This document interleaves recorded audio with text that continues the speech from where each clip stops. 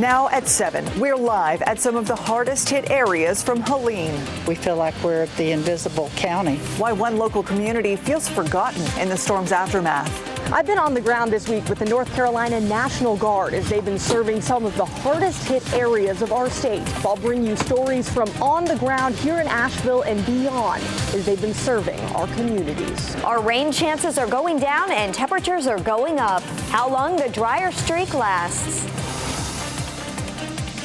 As more people get power and cell service, more video of the devastation out west comes into our newsroom. Look at this video of a mudslide in Sugar Grove in Watauga County, enough to knock a home off its foundation. Unbelievable. Thanks for joining us at 7 o'clock. I'm Ashley Rowe. Tonight, Dan Haggerty is live in Asheville. Dan, you have been spending the day seeing the damage for yourself, speaking to the people there face to face. Let's quickly run through some of the big updates on the recovery effort tonight. Officials have confirmed 57 people are dead in Buncombe County. Among those killed is a Fairview Volunteer Fire Department employee. The total deaths across all states is at least 150. More than 370,000 North Carolinians still do not have power. As for water, 52 water systems don't have that, and 93 are under a boil water advisory. All right, Dan, you have been out there all day. Give us the lay of the land as the sun goes down. What have you seen in just a few hours in that community? What are people saying? You know, Ashley, the images that we're able to show through the camera lens and what we've seen from the videos that have come in only tell just a portion of the devastation out here. You mentioned the cell service. One of the most, I don't even want to call it interesting, it's kind of frightening in a way, is how many people out here are cut off from that information. You know, all the people at home back in the Triangle watching this, you know, you have your televisions, your internet is set up, you're able to see things online and listen to the news reports. The people out here do not have that. So many of them still do not have electricity. The internet is down. The cell service is spotty. They're not able to hop on and look at the scope of the devastation beyond what they're able to witness with their own eyes. I can't tell you how many people have seen the television cameras today. They come up, we start talking, and I get a bit of their story. Then they ask me, how bad is it? What else is happening out there? And I just give them the news report one-on-one. It's the only way they're able to really understand the gravity of how bad it is in all of the mountains in western North Carolina. Dan, I know that you spoke with so many people today, a lot of people on that bridge that you're on, just coming just to check out the scene. Many people have lost everything. I know you heard from one man who said he thought he lost his car. Tell us about that. This was just a uniquely unbelievable story. We were pulling up to this bridge above the French Broad River that caused so much devastation in the area, but it's a high bridge. The water did not come over this bridge. And as we're approaching, we see this vehicle, many are parked on this bridge, that is entirely caked in mud, almost as if it was pulled from the mud. I had to do a double take and think to myself, well, there's no way it got washed up here. Did somebody tow it up here? Because there's absolutely no way it drove up here. I went and talked to the owner of that vehicle who had just left his home. He had left the area when he knew that the hurricane was coming in, came back to see what the damage was like, and he found his vehicle that had been swept away and somehow got inside, pushed start, and the engine started up. It's a Rivian, it's an electric vehicle. I guess it is sealed up watertight. Even the inside managed to stay clean. I did talk to him, do a bit of an interview. I'd like you to listen to it now. The vehicle we found underneath the bridge, I mean, it must have been swept no more than 100, but at least 50 feet from where I parked it. Covered in mud, the whole thing covered in mud. We scraped off the mud from the side of the car. We were able to get in it, and it drove just fine. We put it in drive, took off, and we were able to get out of there. But I mean, it's an absolute miracle that the car functions. So we walked up to it, and I was certain it was totaled. That is a 7,000-pound vehicle that was washed 50 to 100 feet from where it was parked, Ashley. Wow. Hey, real quick, Dan, when you're chatting with these folks, we're now days into this. Do you still get the sense that they are in shock? Is the trauma setting in? Are they processing this? Where are they at? They're shocked. They're shocked, and there's a bit of sadness. There's a little desperation because the days upon days have started to add up where they don't have these basic necessities. And as we have seen, some of that desperation has really started to boil over. Let's send things over to WRAL's Eric Miller. He has been kind of branching out today, going into some communities outside of this Asheville area, some areas that haven't really been getting the news coverage yet, and meeting some people who feel as though they're almost being ignored, Eric. Well, Dan, I think that just speaks to the level of damage that we're seeing across the entirety of North Carolina. Photojournalist Brad Simmons and I spent more than 6 hours on the road today talking to people in multiple counties and finding stories just like this one right here. This is the Caro Mai restaurant here. Been in this community for decades. It's a community staple. People tell me this is where they come to celebrate anniversaries, birthdays, weddings. It is the heart of this part of Tryon and Polk County. And now you can see it has been picked up by the Pacolet River and absolutely smashed. This a familiar scene as you work your way both upstream and downstream from here. The devastation we're seeing here is no less heartbreaking, no matter which way you go. Outside Whitebeard Motors in Brevard, the loss can be measured by the trailer full. The furniture and parts had started rusting the day after the flood before we could even get in there to them. Co-owner of this motorcycle shop, Jennifer Kerr, says this blow could be the end of her business. Nobody had flood insurance. It wasn't in a flood zone, so we didn't think we needed it. In the 5 days since the rain started, she says she hasn't been able to get any information here, not about whether the water is safe to drink or about how to get help. We feel like we're the invisible county. Across Transylvania County, where Brevard is located, roads are still blocked by mudslides, downed trees, and washouts. Gas has also remained hard to find. Lines still the norm across the entire region. It's a really rock and a hard place, and we're starting to see cars just along the side of the road with the hood up because they ran out of gas and they couldn't go any further. Water also remains scarce. It's just really, really sad. Henderson County resident Kenny Stevenson was harvesting water to bathe and flush toilets with from his father-in-law's front yard. After Helene rerouted this creek, Stevenson saying he's prepared for weeks without basic services. We actually had a little grill, like a charcoal grill, and we've been using wood on that to cook what we could, and canned goods and stuff like that. Now, there was some good news as we were driving around here today. Some of those major arteries, those major highways, think Highway 64 in between Brevard and I-26 rather, those were actually clear today. A bit of good news. Other roads, not so much. The main route in between Tryon and Saluda, absolutely shattered by this storm. Dan, you were speaking a little bit earlier of how people feel so cut off here in these mountains that the story of probably not just today, but for weeks to come as crews work to get power, internet, and water restored. Eric, thank you. And as those people do feel as though they are being forgotten, I assure any of them that they have not been forgotten, not just by us telling those stories. We've been talking to the first responders, waiting to get some of those other roads clear, which is really a major hurdle right now, Ashley, because you have to remember, not only is this place going through a crisis, but typical 911 calls continue to come in. People have their day-to-day ailments where they need help, and right now those communities are, in some cases, nearly impossible to get to in traditional ways with an ambulance or a fire truck, things of that nature. We have such a long way to go. Dan, Eric, thank you for your reporting. And this is Brian Schrader in the WRAL Live Center with some new pictures coming in of some of the damage in Ashe and Allegheny counties. Going to start, first of all, in Ashe County. WRAL meteorologist Chris Michaels was there today, used a 4x4 to get up to some of those harder to reach areas. And he met a couple who wanted you to see these pictures of some of the damage. You can see that landslide and all of the debris that it brought down. Also, another picture of a landslide. Look at how that hill just gave way there, and this is what it looks like from the road. A lot of repair work going to be needed there in Ashe County. Going to head one county over into Allegheny County there in the northwestern part of North Carolina.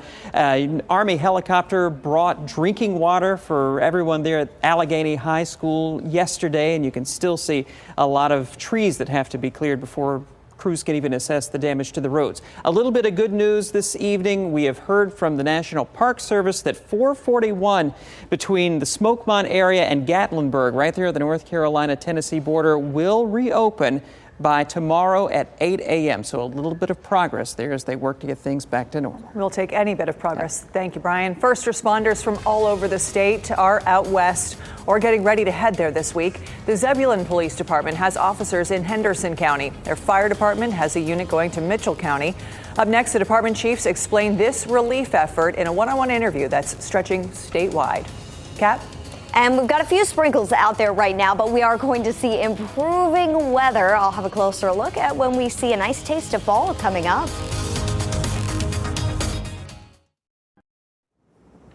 We've seen hundreds of emergency responders from all over the state and even out of state really rush to the North Carolina mountains. They're everywhere. They're from Buncombe County to Ashe County. The town of Zebulon in Wake County sent police officers and fire crews to the area. They're in Henderson and Mitchell counties. I spoke to the police chief and the fire chief this afternoon about the important work that's in front of them.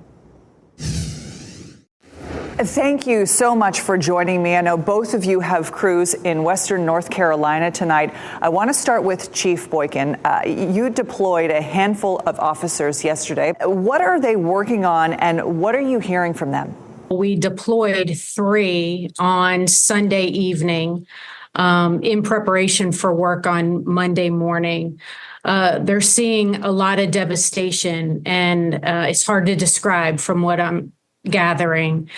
Obviously, folks have experienced the traumatic event of a lifetime. And on top of having to weather the storm, they're now dealing with the after effects of the storm. So they're dealing with folks who are very frustrated, waiting in long lines for gas or groceries. Temperaments are high. They're dealing with disturbances between people who are waiting in those lines.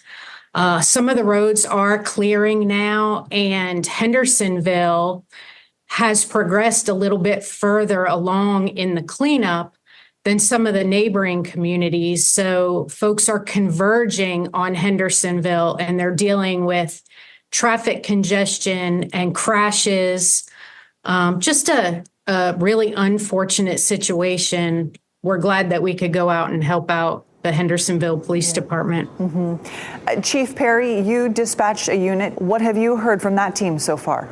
They're going to Mitchell County to assist with the efforts there, where they'll be providing a variety of services from fire protection services to helping with search operations and a variety of things within that department. But it's still within that county. But it's still a lot of very treacherous conditions there, roadways impassable. A lot of the information we're getting back is just a lot of devastation. And those members, that concerted group, it's all going just to provide that area some much needed support. One firefighter died while responding to out west. We're told that firefighter from Fairview died while conducting rescue operations. Chief Perry, do you fear that something like this could happen to someone from your department? I imagine to some degree this is the kind of thing you all live with every day. Yeah, so you've got a situation where it's some unknown terrain, unknown circumstances. What we try to do is counter that with, being as precautious as possible, sending them with the correct personal protective equipment, use of personal flotation devices, for example, and allowing them to rely on their training to provide the service. But you're exactly right. There is that fear that something could happen, but all the people that are going are well trained, and we know they'll make a positive impact on those that they're going to help. Help us understand just sort of the inner workings of how all of this gets organized. There are so many departments that are helping out. How does the effort get organized so that there isn't just chaos all over the place across all of the counties that have been impacted, but that there is a coordinated effort? The call went out to law enforcement leaders within the first 36 to 48 hours, asking for assistance in several of the Western communities. So they had a list prepared of people who were needing assistance, both individuals, officers to respond, but also the equipment that's associated with that. We were told to expect to be on your own for a week. You need to take the supplies that you would need to make it on our own for that week. And well, we were fortunate when our officers got to Hendersonville that there were some logistics put together so the guys had a place to stay with electricity and air conditioning. I know that's not the case for a lot of the first responders that are heading out there. They're sleeping on cots in a gym. So our guys were fortunate in that aspect, but it is a large coordinated effort. And unfortunately, we have a lot of experience with this, especially on the eastern side as it relates to responding to the after effects of storms. Yeah. Chief Boykin, Chief Perry, really appreciate your time during this very busy week. You're welcome. And we continue to monitor a few sprinkles out there tonight. The good news is no heavy rain in the forecast, trending much drier for the entire state of North Carolina for the remainder of the week. Just a little bit of light rain coming down around North Hills and Raleigh. Check out Chapel Hill. Really saw the clouds clear out at sunset. Still some lingering clouds in Fayetteville and Apex. The good news is that we just don't have much rain coming our way. And we need a break. We need some time to dry out. You just have a couple of sprinkles left in Wake County. I mean, these are teeny little sprinkles that are moving through. Bailey, seeing some of that rain. That's going to cross over into parts of Johnston County here pretty soon. But that's about it. And we should dry out after sunset tonight. And then we've got some changes coming. As we get to the end of the week, it may look like we've got some cooler air that moves in from the west, but the mountains really hold back that cold front from getting here. And we're just going to see a warm up for the weekend. High temperatures approaching the mid 80s this weekend. It's going to feel fairly humid as well. So no fall feel just yet. But as we get into next week, especially Tuesday and Wednesday, we could tap into some fall air finally. Models keep pushing back the timing of the fall air by a day pretty much each time we check in, but we're starting to see better consensus that we actually get a taste of fall next week. After all, it is October now. It is about time. Let's take a look at the tropics. October, still hurricane season. It doesn't end until the end of November. We have Hurricane Kirk now. It is not a threat to the U.S., likely to curve to the north. We're watching the southern Gulf of Mexico for the potential for something to develop. That chance went down a little bit with a recent update, about a 40% chance still over the next 7 days. And the European model ensembles kind of show the general trajectory. More than likely, high pressure keeps us to our south. There could be some heavy rain over Florida, but that plume of rain from this particular system does not look like it will impact us. In terms of how much rain we could see in North Carolina, less than 1/4 of an inch, and in many spots less than 1/10 of an inch for the next week. Your 7-day forecast only has 20% chances for rain for the next couple of days. Still just enough moisture hanging around where we could see a couple of sprinkles popping up, but for the most part, this would be very, very isolated. It's a warm forecast, though, low to mid 80s all the way through Sunday, and then we start to see our lows dipping back into the 50s after that, Ashley. Nice to see all that dry weather. Thank you, Kat. Hey, don't go anywhere. Up next, the 800 National Guard members are helping out west, and tonight's one last thing in just 2 minutes. 800 members of the North Carolina National Guard are in the mountains tonight distributing supplies and going on rescue missions. WRAL's Heidi Kirk has spent the last 2 days tagging along. We started here on Monday at the Morganton Regional Readiness Center, where we then headed west to join 800 members of the North Carolina National Guard in that emergency response. 5 stops in just 2 days, covering hundreds of miles across western North Carolina. WRAL News joined a team of 10 members of the North Carolina National Guard as they delivered much-needed supplies across Buncombe County, one of the hardest hit areas by Tropical Storm Helene. We're told food and water are some of the most critical supplies for communities currently cut off. Soldiers and airmen alike packing hundreds of these boxes into their cars to distribute. Many hands is what it takes to get a kind of effort like this to be successful. So Rachel Sawyer works with the Buncombe County government, telling us it's groups like this that make it possible to get supplies from their warehouses into the hands of these people. So far, the Guard tells us they've delivered 200,000 pounds of food into the region, rescued 400 people by air, and those numbers just keep growing. seeing the way that people are stepping up in informal ways and helping their neighbors, and in organized ways, organizations mobilizing like the National Guard, has been really humbling and really inspiring. Inspiring for the people who have days of work ahead, recovering from an unprecedented natural disaster. Heidi Kirk, WRAL News, Asheville.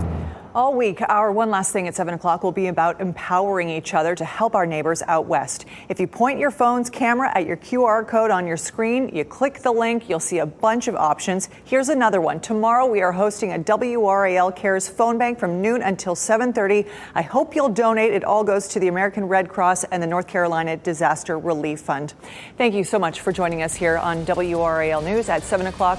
We'll see you tonight at 10 and 11. Keep watching WRAL News over the air Channel 34 and Spectrum Channel 1257.